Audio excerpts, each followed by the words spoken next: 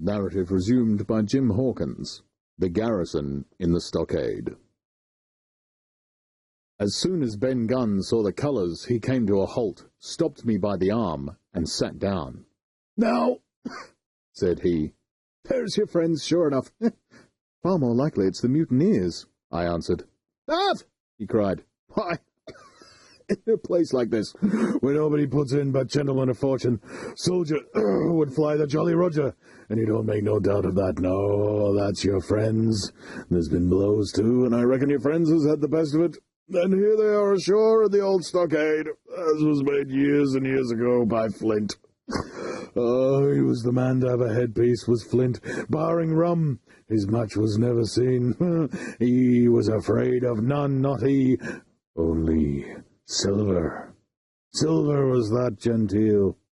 "Well," said I, "that may be so, and so be it. All the more reason that I should hurry on and join my friends." "Nay, mate," returned Ben. "Not you. You're a good boy, or I mistook, but you're only a boy, all told now. Ben Gunn is fly. Rum wouldn't bring me there where you're going.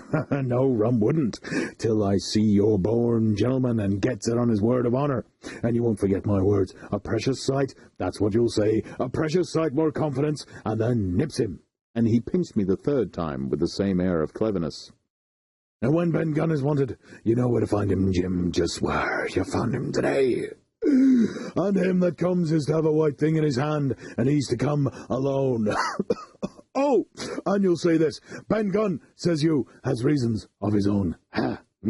"Well," said I believe I understand. You have something to propose, and you wish to see the squire or the doctor, and you're to be found where I found you. Is that all?" "And when, says you," he added. "Why, from about noon observation to about 6 bells." "Good," said I. "And now may I go?" "You won't forget?" he inquired anxiously. "Precious sight, and reasons of his own, says you. Reasons of his own, that's the mainstay as between man and a man. Well, then," still holding me, "I reckon you can go, Jim. And, Jim, if you was to see silver, you wouldn't go for to sell Ben Gunn. Wild horses wouldn't draw it from you. No, says you. And if them pirates camp out ashore, Jim, what would you say but there'd be widders in the morning?" Here he was interrupted by a loud report, and a cannonball came tearing through the trees and pitched in the sand not 100 yards from where we two were talking. The next moment each of us had taken to his heels, in a different direction. For a good hour to come, frequent reports shook the island, and balls kept crashing through the woods. I moved from hiding place to hiding place, always pursued, or so it seemed to me, by these terrifying missiles. But towards the end of the bombardment, though still I durst not venture in the direction of the stockade, where the balls fell oftenest, I had begun, in a manner, to pluck up my heart again, and after a long detour to the east, crept down among the shoreside trees. The sun had just set. The sea breeze was rustling and tumbling in the woods and ruffling the grey surface of the anchorage. The tide, too, was far out, and great tracts of sand lay uncovered. The air, after the heat of the day, chilled me through my jacket. The Hispaniola still lay where she had been anchored. But sure enough, there was the Jolly Roger, the black flag of piracy, flying from her peak. Even as I looked, there came another red flash and another report that sent the echoes clattering, and one more round shot whistled through the air. It was the last of the cannonade. I lay for some time watching the bustle which succeeded the attack. Men were demolishing something with axes on the beach near the stockade. The poor jolly boat, I afterwards discovered. Away, near the mouth of the river, a great fire was glowing among the trees, and between that point and the ships, one of the gigs kept coming and going. The men, whom I had never seen so gloomy, shouted at the oars like children, but there was a sound in their voices which suggested rum. At length I thought I might return to the stockade. I was pretty far down on the low, sandy spit that encloses the anchorage to the east, and is joined at half water to Skeleton Island. And now, as I rose to my feet, I saw, some distance further down the spit, and rising from among low bushes, an isolated rock, pretty high, and peculiarly white in colour. It occurred to me that this might be the white rock of which Ben Gunn had spoken, and that some day or other a boat might be wanted, and I should know where to look for one. Then I skirted among the woods until I had regained the rear or shoreward side of the stockade, and was soon warmly welcomed by the faithful party. I had soon told my story and began to look about me. The log house was made of unsquared trunks of pine, roof, walls, and floor. The latter stood in several places as much as a foot or a foot and a half above the surface of the sand. There was a porch at the door, and under this porch the little spring welled up in an artificial basin of a rather odd kind, no other than a great ship's kettle of iron with the bottom knocked out, and sunk to her bearings, as the captain said, among the sand. Little had been left beside the framework of the house, but in one corner there was a stone slab laid down by way of hearth, and an old rusty iron basket to contain the fire. The slopes of the knoll and all the inside of the stockade had been cleared of timber to build the house, and we could see by the stumps what a fine and lofty grove had been destroyed. Most of the soil had been washed away or buried in drift after the removal of the trees. Only where the streamlet ran down from the kettle, a thick bed of moss and some ferns and a little creeping bushes were still green among the sand. Very close around the stockade, too close for defence, they said, the wood still flourished high and dense, all of fir on the land side, but towards the sea, with a large admixture of live oaks. The cold evening breeze, of which I have spoken, whistled through every chink of the rude building and sprinkled the floor with a continual rain of fine sand. There was sand in our eyes, sand in our teeth, sand in our suppers, sand dancing in the spring at the bottom of the kettle, for all the world like porridge beginning to boil. Our chimney was a square hole in the roof. It was but a little part of the smoke, but found its way out, and the rest eddied about the house and kept us coughing and piping the eye.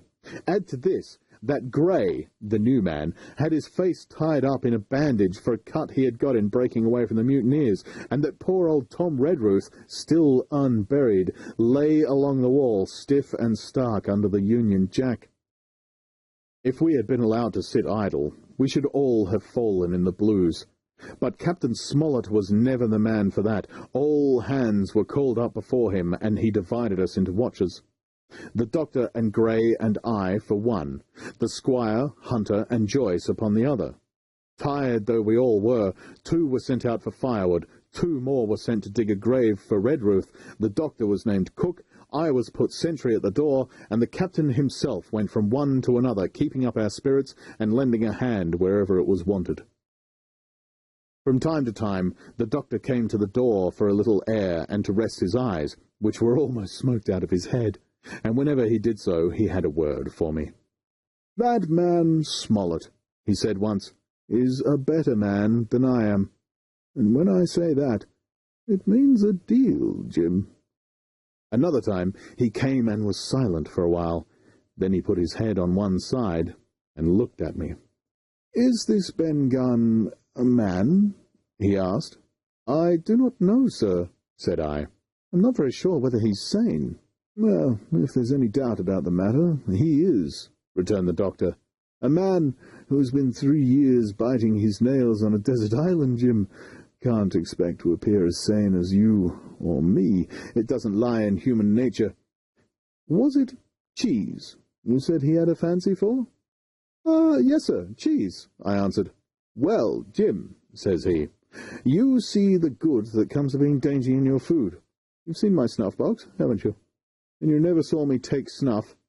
The reason being that in my snuff-box I carry a piece of Parmesan cheese, a cheese made in Italy, very nutritious. Well, that's for Ben Gunn."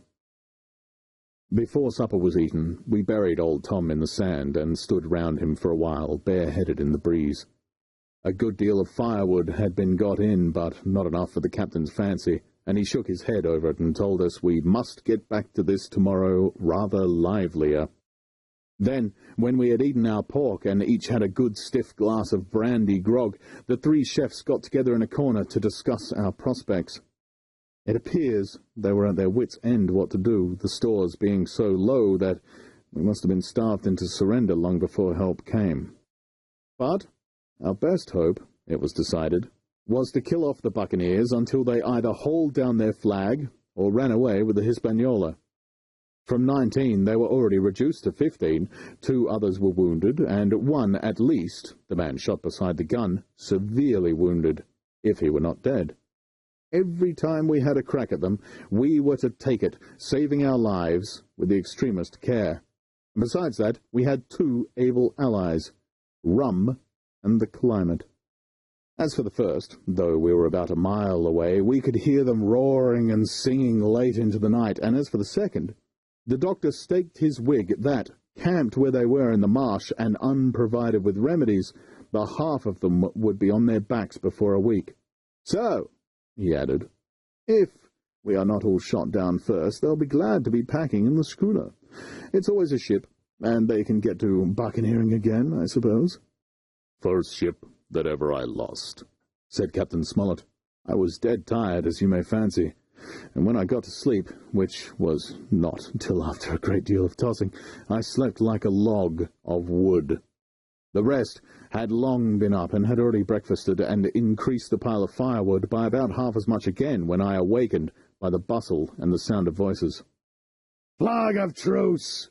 I heard someone say, and then immediately after, with a cry of surprise, Silver himself.